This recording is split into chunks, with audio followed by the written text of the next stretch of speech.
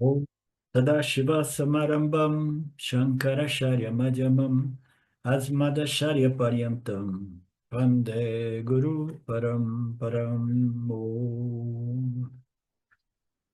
Namastê. Oi, professor. Oi, querida.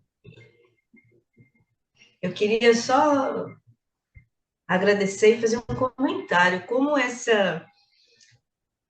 Como são profundos, né, esses ensinamentos, esse capítulo, nossa, ele, eles são extremamente, assim, profundos, importantes, né, e a gente mexe mesmo, né, com o nosso conhecimento, nossa visão de mundo. Nossa, eu estou gostando muito, é muito, muito, muito, como se diz, importante, né? Muito profundo, muito. Sim, Só queria agradecer. legal. As pessoas pensam que eu ou nós somos pessoas fanáticas pelo Vedanta, mas é simplesmente porque é uma, é um corpo de ensinamento que foi revelado pelo Criador. E não existe nada comparável com a inteligência suprema do Criador, né? Então, quanto mais, né, a gente vai crescendo, a gente vai desenvolvendo esta compreensão deste corpo de conhecimento que revela a natureza, né, de Saguna Deus e Nirguna Deus, liberando o Nirguna Atma, né, da fantasia de que ele é Saguna Atma, né? Então, quanto mais a gente vai vendo isso, a gente vai ficando assim, uau, uau. Não tem nada comparável com isso.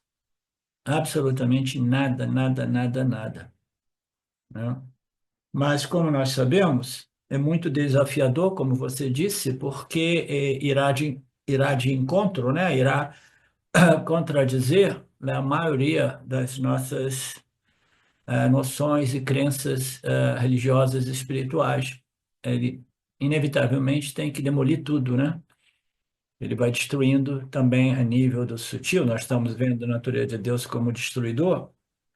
Ele destrói não somente, né, todas as configurações físicas, materiais do Vyavahārika, né, mas ele destrói também todas as configurações mentais, né, daquilo que é o mundo mental, né, do Pratibhasika, né? Então, ele é um corpo de conhecimento que realmente destrói todas as noções que nós temos, né, tanto a respeito do mundo, quanto a respeito daquilo que nós somos, até nos deixar, né, numa situação assim, não tem nada mais a dizer, né? Tem nada mais a dizer. Até Professor, mesmo Aham Brahmasmi é algo que, no final das contas, você diz, tudo bem, Aham Brahmasmi, mas eu não posso dizer o que é este Brahman. Eu posso dizer que eu sou Brahman, né? Então, tudo isso vai sendo desconstruído até deixar a gente totalmente, né, despido, né? Acho que a palavra é despido, Betânia? Despido de todas as possíveis noções e conceitos de que Brahman, ou Deus, é isso ou aquilo, e que eu sou isso ou aquilo, né? Diga aí, Betânia. não, esse ensinamento ele é tão completo, né? E aí eu aqui compartilhando o Gita, as pessoas mais qualificadas que participam das aulas, assim, sempre, desse grupo de estudo. Mesmo assim, tem momentos que falam tantos equívocos, assim, sabe? Do despertar coletivo, e que daí você olha e fala, caraca, devia só ouvir Vedanta e mais nada, né? Essas pessoas, você vê que as pessoas estão qualificadas, né? Mas ainda estão com informações que assumiram como verdade. Qualificada, eu estou falando no nível de purificação da mente, de estilo de vida, de realmente estar ali nessa busca pela libertação, mas que assimilaram alguns conhecimentos que traz um equívoco gigantesco no meio, né? E eu tô é difícil falar para as pessoas assim, esquece tudo e que nem você falou para mim, né? Esquece Mas o máximo que eu falo é de 6 meses para o Vedanta, só que assim, aqui em Piracanga é 1 hora, uma vez por semana. A pessoa precisa, se for 6 meses, estar todos os dias em contato, não dá para ser isso, né? Então, assim, é completamente diferente do nosso grupo, assim. Até mando o link do Facebook Vedanta Brasil, do YouTube, mas eu fico daí assim, caraca, mas não podia ter falado isso essa pessoa, que eu achava que estava super entendida das coisas. não, as pessoas elas vão ingerindo fragmentos de conhecimento claro, né, das escrituras, mas pequenos fragmentos, né, e aquilo ali é ingerido e processado junto com um monte de bobagem que eles assimilaram, né? E elas não conseguem discriminar o que é bobagem e o que é conhecimento claro, né? Eles não têm a discriminação suficiente ainda para discriminar, o conhecimento puro da ignorância, da bobagem, né? E não tem nada que a gente possa fazer que não seja, ou dizer que não seja, continue vindo às aulas, porque é melhor vir de vez em quando do que abandonar completamente, né? Mas você sabe mais ou menos, né, que o meu estilo, né, é de dizer as coisas como eu vejo, sem politicagem, né, correndo o risco de muitas pessoas, né, me acharem muito antipático, direto, dizendo coisas inadequadas ou politicamente incorretas, né? Porque, mas às vezes é melhor a gente ser mais político para não assustar as pessoas. O James, ele costumava colocar de modo muito simples isso, né? Ele dizia que eu sei isso de experiência direta, né? Ser 30 anos nessa busca espiritual, passando por todos os tipos de gurus, do Neo-Advaita, do movimento New Age, né? Do meu primeiro guru, etc, etc.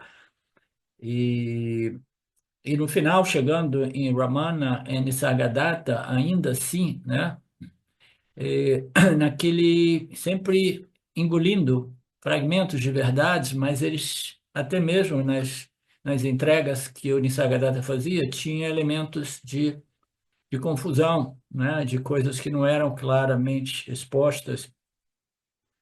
E no final você fica naquela situação, você não sabe discernir, discriminar o que é o conhecimento. Por isso que quando eu já estava dando satsangs, isso e aquilo, né? Quando o Vedanta chegou, eu falei, uau, era isso que estava faltando. Porque aqui a minha impressão é que eu vou, é um corpo, né, de ensinamento, de conhecimento que vai me permitir identificar e discriminar e discernir, né, a bobagem do conhecimento puro, a ignorância travestida de verdade e a verdade, porque agora eu tenho uma base a partir do qual eu posso discernir e rejeitar o que é ignorância mascarada de verdade, mas poucos, raros são os indivíduos dispostos a abrir mão dessas ignorâncias mascaradas de verdade, porque o ego já foi toda ele, entendeu? Entrelaçado com esses conceitos e noções, tá? Isso existe em todos vocês, em graus diferentes, entendeu?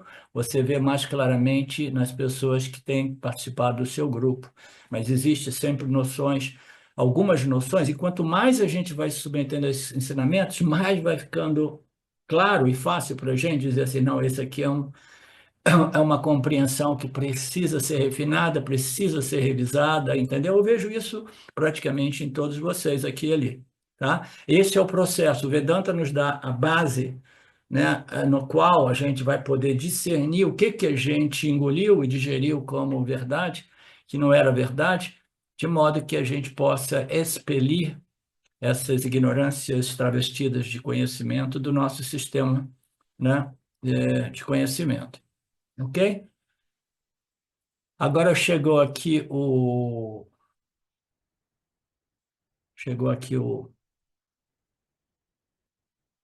Felipe. Cadê o Felipe? Você está aí, Felipe? Presente. Bom dia a Hã? todos. Bom dia a todos. Que Felipe é esse? Felipe e família. E cadê o Felipe Fagundes? Felipe Fagundes, bom Tá aí? dia, Bom dia, bom Felipe. dia. Tô aqui Então, também.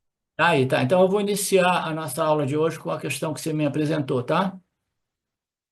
Perfeito, professor. Ok.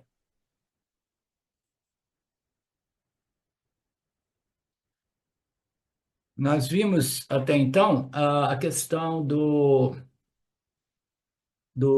da natureza de Deus, segundo Deus, o Criador, né? E o modo qual Deus não é somente, né, benevolente, e auspicioso e compassivo, né? E o amor, e isso e aquilo. Deus não é só a bondade, mas Deus não é somente um aspecto de todos os pares opostos que sustentam essa realidade mítica, né? Deus não é só o lado que nos agrada, Deus é tudo. Mas a gente precisa compreender que Deus, fundamentalmente, em sua natureza saguna mais essencial, é o conhecimento e as leis que, né, regem essa realidade mítica, né? Então, o Deus é a causa inteligente, a causa energética, a causa material, né? E ele é a manifestação física e sutil deste universo, né? Regido por suas leis, né?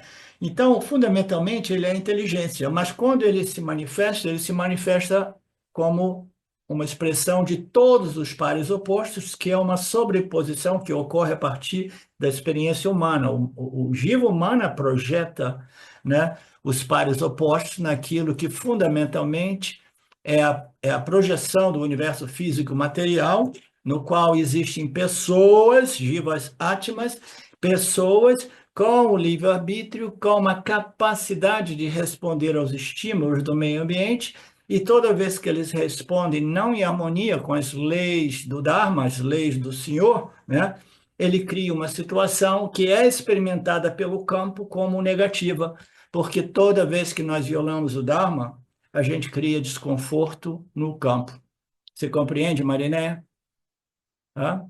Então, o que é esses pares opostos? O que é a maldade? O que é, entendeu? A crueldade, a injustiça, tudo isso é um aspecto, né, do campo que também é parte integrante de Saguna Ishwara, mas não é fundamentalmente produzido por Saguna Ishwara. Ele é produzido pelo Jiva Atma no exercício indevido daquilo que é o livre-arbítrio que foi concedido pelo Criador aos seres vivos, assim ditos, inteligentes humanos, né? Então, ocorre que os pares opostos, todos eles são partes do corpo do Senhor. Então, nós estávamos vendo nas aulas anteriores que um grau de libertação mais profundo ocorre quando nós somos capazes de aceitar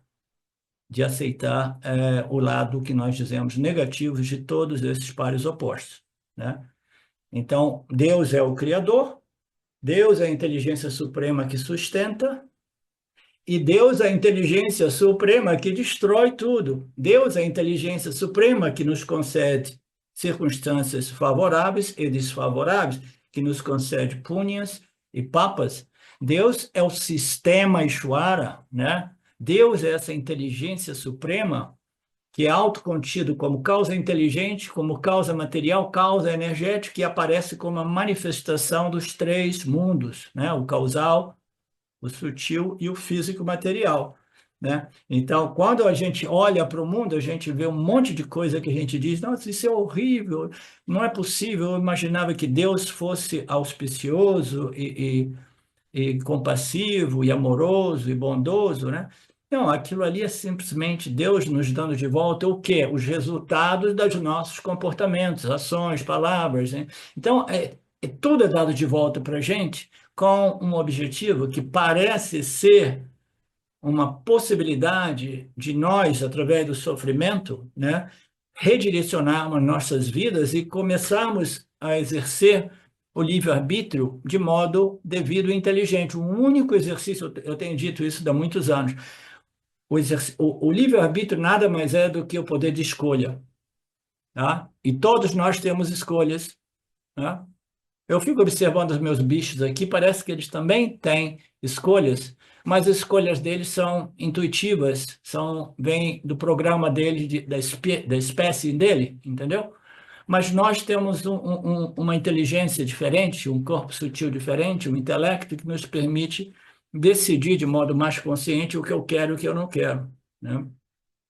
Então, o exercício do livre-arbítrio humano, que nada mais é o exercício de nossas escolhas, só se torna um exercício devido e apropriado do livre-arbítrio quando ele é um exercício de escolha entre tudo aquilo que eu quero, mas que fundamentalmente seja em harmonia com as leis de Deus. Aquilo que eu não quero também deve ser uma escolha daquilo que eu não quero em harmonia com as leis de Deus. Então, o exercício do livre-arbítrio devido e apropriado nada mais é do que escolhas fundadas na perspectiva clara, e de novo isso vai de volta para aquilo que a Betânia dizia antes, né? Porque as pessoas vão vendo, mas não vê completamente, tem uma certa visão, mas no final das contas a gente tem que ter uma visão de que todas as nossas escolhas, elas são ou completamente alinhadas ou conformadas com as leis de Deus, ou parcialmente, né? Ou absolutamente contrárias às leis de Deus, tá? O exercício do livre-arbítrio é conformar as nossas escolhas ao Dharma, às leis de Deus. Ok, Betânia?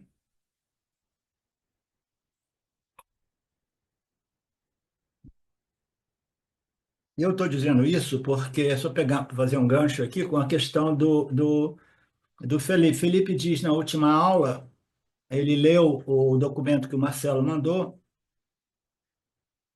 e ele disse que eu disse que nós devemos ver toda a criação com tudo o que julgamos de bom e ruim, né, englobando tudo o que julgamos de bom e ruim como a força divina, a inteligência divina, especiosa, né? Nós temos que ver isso como Deus ou Ishvara, segundo Ishvara. Tudo isso também é Deus, né? E ele diz, ou você tem que ver tudo isso, né, como a inteligência suprema, ou então devemos ver tudo isso como inauspicioso, né? Não é bem assim. A escolha que o Swami Paramarthananda, em sua exposição, nos ofereceu é de que a gente tem duas opções, né? Ou aceitar Deus em sua totalidade, integridade, saguna Deus, ok? Total, a totalidade do bem e do mal, de todos os pares opostos, compreendendo o que eu disse para vocês aqui no início da aula, os pares opostos são subprodutos das ações dos jivas, né? As ações em violação ao Dharma vão criando situações inauspiciosas, mas aí a culpa é colocada em Deus, porque o ser humano adora botar a culpa em alguém, né? Então, a escolha, Felipe, é a escolha. Você vê tudo isso, né? Tudo isso como você aceita Ishvara totalmente ou você rejeita Ishvara totalmente? Esse era o ponto do Swami Paramarthananda, o que é o meu ponto aqui. Então, para mim aceitar Ishvara, eu tenho que aceitar Ishvara totalmente, né? No Karma Yoga, a gente aprende que o objetivo do Karma Yoga, né? Eu estava dizendo na minha aula ontem, em inglês, mais uma vez, de vez em quando eu gosto de colocar isso, que o Karma Yoga é uma ciência muito profunda e elevada. Raros são os indivíduos que são realmente, genuinamente, Karma Yogas avançados, né? Karma Yogas que assimilaram a compreensão dos ensinamentos a respeito de Karma e Dharma.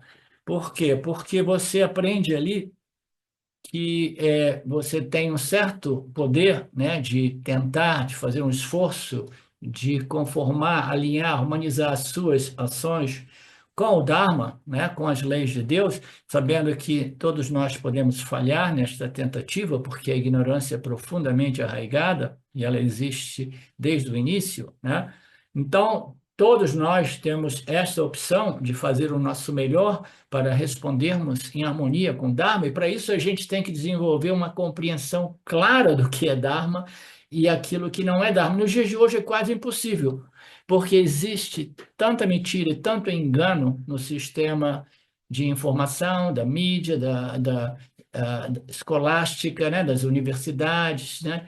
Culturalmente, né, existe tanto engano e tanta desinformação que é muito difícil você compreender claramente.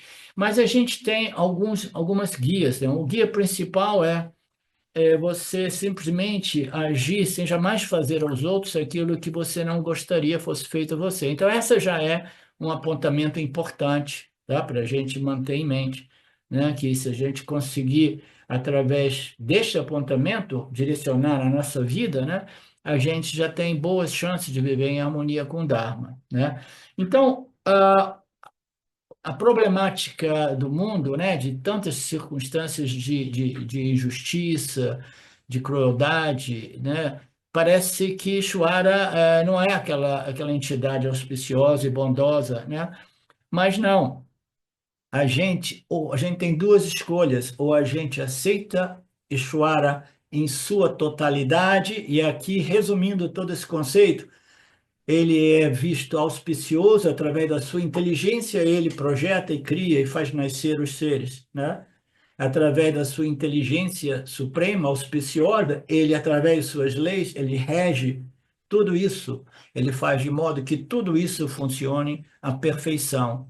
E através das suas leis e sua inteligência suprema, ele destrói tudo aquilo que ele criou, né? Então, o convite aqui, Felipe, ou a gente, para a gente compreender Ishvara, a gente tem que aceitar ele em todos os seus ângulos, entendeu? Como o criador, sustentador e o destruidor, né? E como é que você vai aceitar isso? Você só aceita isso na medida que você tem uma visão muito vasta, profunda, compreensiva do que esse criador, né?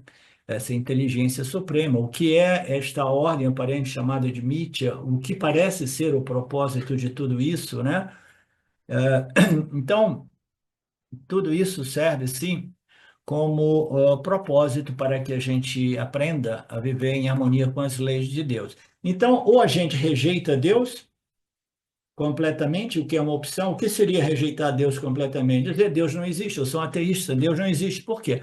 E agora eu vou compartilhar uma pequena passagem da minha vida. Quando eu era garoto, mas muito garoto, 16, 17 anos, né, eu tinha uma condição mental, emocional, psicológica muito ruim, né? Eu já compartilhei com alguns de vocês.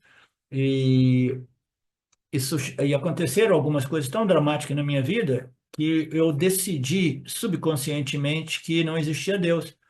Eu não acreditava em Deus e não existia Deus. Eu não sabia por que que eu tinha assumido aquela posição, mas eu tinha assumido aquela posição porque eu via muito sofrimento dentro de mim e muita injustiça, muito isso. Eu fui me tornando uma pessoa dita revoltada, indignada com o mundo, com Deus, essas coisas, né?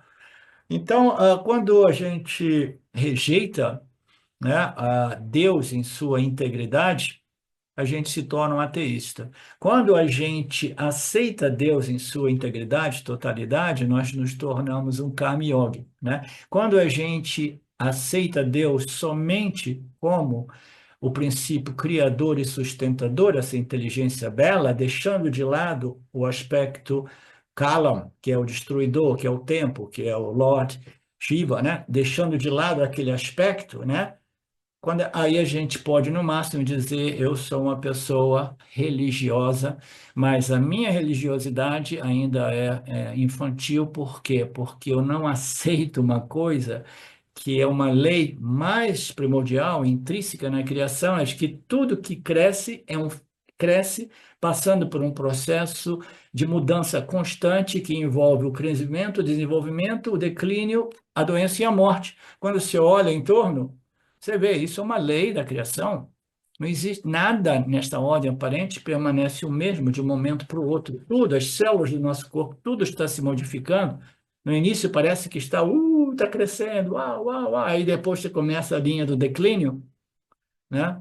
Até você perder os seus cabelos. Então, neste processo, o Karma Yogi, né, a pessoa religiosa que acreditava que Deus fosse só amor, auspiciosidade, bondade, caridade, etc., etc., amadurece ao ponto de aceitar Deus em sua integridade. Então, nós temos duas possibilidades: rejeitar totalmente, como um ateu faz, aceitar Saguna Ishwara totalmente, como um bom Karma Yogi faz. E aí o Swami apresentou outro aspecto que já não é parte deste contexto, mas é assim, é o objetivo final. Você rejeita, né? Rejeita Ishwara completamente. Rejeitar completamente é compreender, entendeu? Que, na verdade, tudo que existe é somente Satchitananda Brahman, né? Então, se eu rejeito Ishwara completamente, eu devo rejeitar não somente os papas, entendeu? Eu tenho que não somente rejeitar dizendo não tem Saguna Deus, eu tenho que rejeitar existe Saguna Deus, mas Saguna Deus é um outro princípio aparente dentro dessa ordem Mithya aparente. E a única realidade aqui é Brahman. Aí ainda assim você veio dentro do contexto deste Mithya aparente, levando em consideração o Ishwara aparente e vivendo em harmonia com as leis do Ishwara aparente. Você entende, Betânia? Quase que eu chamei você de Betanta.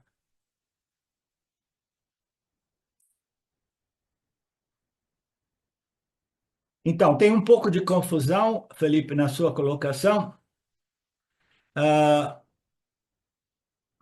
ou você aceita tudo, ou você rejeita tudo, dizendo eu sou um ateísta, ou você rejeita sem dar tiro, sem jogar pedra, você rejeita a atribuição de realidade a este princípio criador, sustentador, destruidor, atribuindo realidade somente ao quê?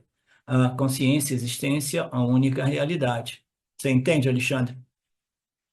É um outro nível de rejeição, tá?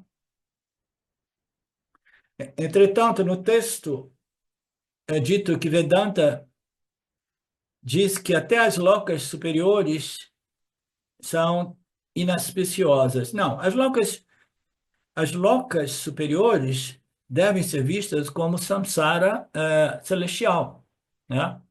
Não é que elas são auspiciosas ou inauspiciosas, né? As locas, onde existe dualidade, existe samsara, né? Ou existe potencial para samsara.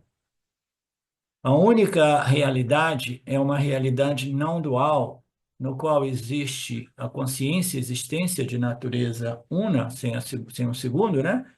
E nenhum objeto de conhecimento experiência. Todas as locas envolvem, né, a dualidade experienciador e objetos de experiência, tá?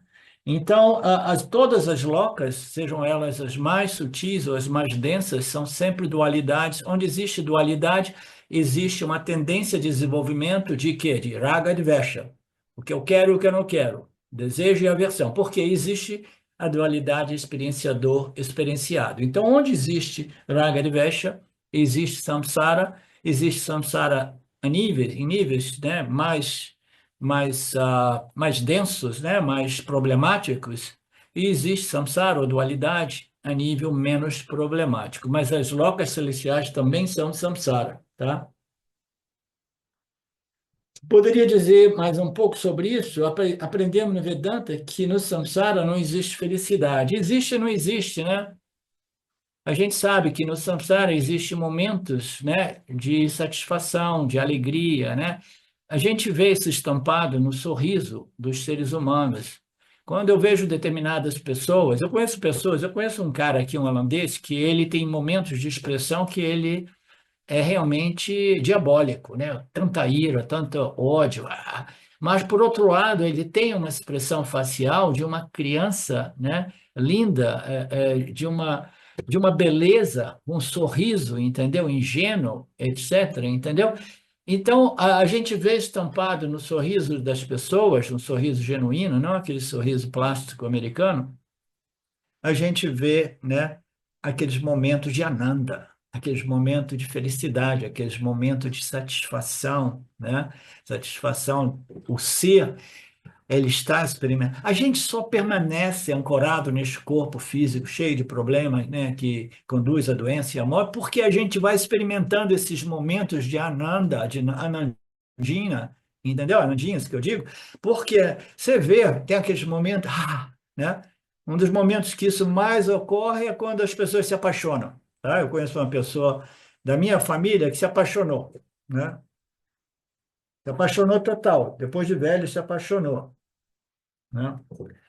E, e aí as pessoas pensam, a vida é uma maravilha, isso e aquilo, entendeu? Eu estou experimentando a felicidade real, né? A ideia dele agora é que ele está experimentando a felicidade real, ainda bem que chegou, etc, etc, né? Então, existe a felicidade no samsara, né? O Vedanta diz que não existe. Existem aqueles momentos de satisfação que servem para de tira-gosto, de nos dar um saborinho, né, do que é a felicidade, né? Mas qualquer pessoa mais inteligente, ele observa que esses momentos de Ananda são não somente efêmeros, momentâneos, instantâneos, que vêm e vão rapidamente com a mudança, né, da configuração dos gunas operando no nosso corpo sutil. O indivíduo vai observando aquilo, aí ele começa a dizer assim, não é possível, a vida não pode ser somente para servir esse propósito, de haver esses momentos aqui e ali, né, de satisfação e alegria, com tanto sofrimento em torno, né? Não pode ser somente isso. Aí o indivíduo chega nas escrituras reveladas e ele ouve dizer, ó, existe uma paz, uma satisfação e uma alegria, um ananda que é permanente. E ele não depende da dualidade experienciador e objeto de experiência. Não depende do experienciador e a circunstância do campo de sua experiência. Existe uma felicidade que é derivada da compreensão da sua natureza, a única fonte de felicidade, porque é a única fonte de ananda, de segurança, de satisfação e de paz, né? Então, no mundo existem momentos, sim, e dizem, eu não sei, dizem as lokas superiores, elas oferecem anandas, né? Esses momentos de paz, de satisfação mais elevado, né? Você está fora do corpo, você já não tem o problema do tempo, né? Do envelhecimento. Né? Dizem que, né? As pessoas que se envolvem com esoterismo, né? Que você deixa o corpo físico, é como se tivesse deixado uma carga pesada e aí você começa a navegar nessas locas superiores, experimentando uma nada incrível, né? Eu não estive lá, eu não lembro se quando estive lá eu tive algumas experiências de contatos com seres que estão sem o corpo, né, que também apontam nesta direção, que as experiências são auspiciosas, né? Mas como nós já vimos diversas vezes nas escrituras, essas experiências elas são também temporárias, né? Porque a gente vai esgotar o punha e a gente vai ser mandado de volta aqui para até que a gente complete o último grau, né? O último grau dentro dessa escola, que é a compreensão de que existe somente uma fonte real de felicidade, não é em Brahmaloka, não é em nenhuma dessas locas superiores, mas é através do autoconhecimento e moksha, né? Vedanta diz que no samsara não existe felicidade, existem algumas felicidades que são apenas glimpses daquilo que é a nossa real natureza. Também é divina, mas também é divina, é especioso. Samsara também é divina, é especioso. Samsara é uma condição psicológica. A melhor definição do samsara, do meu ponto de vista, é que samsara é uma condição psicológica daqueles que vivem nesta ordem física material aparente, né? Atribuindo realidade de que os objetos possuem a felicidade intrínseca que eu estou buscando. Aí o indivíduo sofre porque ele está numa missão impossível, obter a felicidade através daquilo que intrinsecamente não possui felicidade alguma, né? Então, samsara é uma condição psicológica. Não existe nenhuma contradição, tá? Não existe nenhuma contradição, tá? O samsara está aí, o mundo está aí, a gente experimenta a dualidade, a gente vai ser enganado pela crença de que o mundo é real e que ele possui realmente a felicidade que nós estamos buscando, até que a gente cresça em maturidade e compreenda que não possui a felicidade que estamos buscando. Aí você vai falar, então tá, então eu quero ir para Brahmaloka, eu quero ir para uma dessas locas superiores, as escrituras vão dizer aqui e ali, tudo bem, mas a única felicidade realmente permanente pode ser obtida aqui, nesta ordem física material, através do autoconhecimento. Ok? Você entendeu, Felipe? Depois você ouve de novo aí tudo isso e me escreve se você tiver mais alguma dúvida, tá? Perfeito, professor. Ô, Certinho. Mas, Marcelo, obrigado. nada, querido.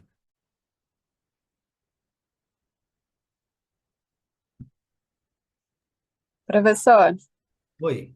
ontem no Bhagavad Gita, né, do Dayananda, ele falava sobre o Sansara e tinha uma parte bem interessante assim, que assim, o Jiva era um viajante, né, que enquanto se achava o fazedor das ações e o desfrutador dos resultados, ele viajava de uma veste a outra veste, um corpo a outro corpo, um corpo a outro corpo. E que Sansara não era um carrossel infinito que nunca para, que tinha só uma única maneira do carrossel acabar, que era você saber que você não é, você é o ser consciente sem ação, né? Que você é a inação e que daí você não coloca mais na sua conta, punha e papa, então você não veste, não precisa vestir e nem viajar para um novo corpo. Eu achei muito assim, importante essa compreensão, assim, né?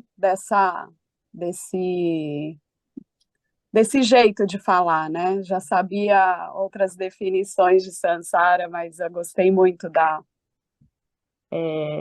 analogia com não é um carrossel. Ele acaba somente nessa situação quando você sabe que você não é o fazedor e o desfrutador. Então, existem outras perspectivas dessa analogia do carrossel que eu conheço, que é um carrossel, sim, e o carrossel pode ser representado no macrocosmo, como vida, morte, nascimento e renascimento. Viva nós. Então você está preso na roda do samsara, né? A roda viva do samsara, né? Samsara chakra, né? Então, do ponto de vista do macro, você está preso nesse ciclo quase que infinito de nascimentos, né? Então parece, né, a analogia do carrossel é bacana, mas é um carrossel diferente. Você não pode pedir para o operador parar o carrossel, você tem que pular dele. Eu gosto desse ângulo, dessa analogia. O único jeito é você pular fora dele, entendeu? E para pular fora dele não é realmente fisicamente, literalmente, mas é através de sim muito esforço, né, que envolve até riscos, né, do ponto de vista prático e material do dia a dia. Pular dele somente é possível através do Atmayana, né, do autoconhecimento. Aí você deixaria de ficar preso nessa roda quase infinita de nascimentos, né? Então, isso de um ponto de vista. Do ponto de vista microcosmo, é um indivíduo sofrendo a sua experiência, né? Porque ele acredita, eu sou o corpo-mente e eu quero, né, obter a felicidade neste mundo, porque eu atribuo realidade a esse mundo. E aí se torna uma condição cognitiva, emocional de sofrimento que é definido como samsara diversas vezes no Gita, né, dizendo que inicia com desejo, com medo, e aí o medo vai produzir o quê? Outras condições psicológicas, né? E aí aquilo vai, no final das contas, vai produzir raiva, depressão, né, irritação. Então o indivíduo vai se destruindo mentalmente, intelectualmente, né, através deste processo de atribuição indevida de realidade a esse mundo, né? Então, isso caracteriza aquilo que nós chamamos de a doença do samsara, tá? Então, são dois ângulos diferentes. Um é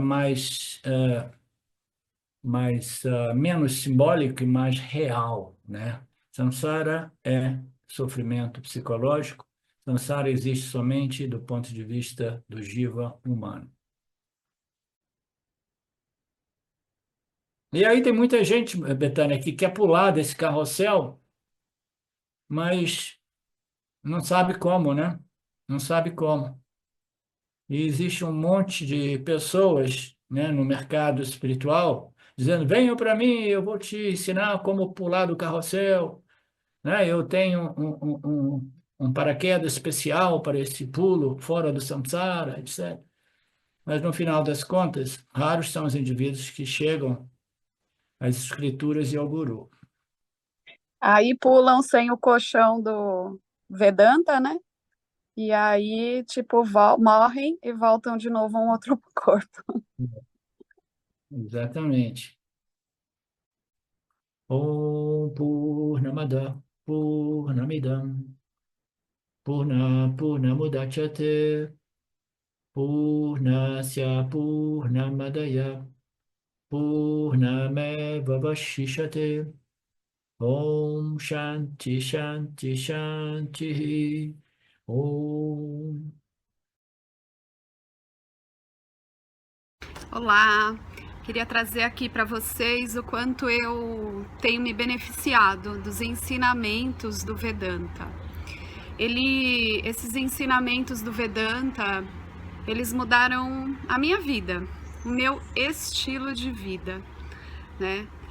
A partir de uma compreensão sobre Jagata, o mundo, sobre essa pura inteligência, Ishvara, sobre o Jiva, né? A mente, o funcionamento, sobre a aplicação do Karma Yoga diariamente na vida, o quanto isso beneficia a purificação da mente, né? Para poder daí acessar aquilo que é mais valioso. Aliás, eu diria sem valor estimável, inestimável, né? Uma riqueza profunda, que é a compreensão sobre os ensinamentos de Satya, a consciência, a existência ilimitada que sou. Bom, eu sou uma aluna de Vedanta, desse grupo Vedanta Brasil,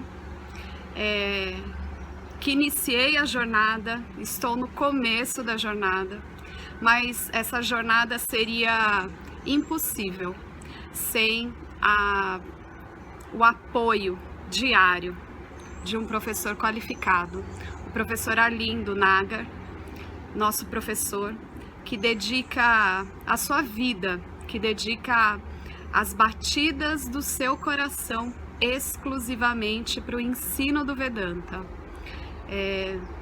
Ele gosta de usar a frase o coração que se doa recebe.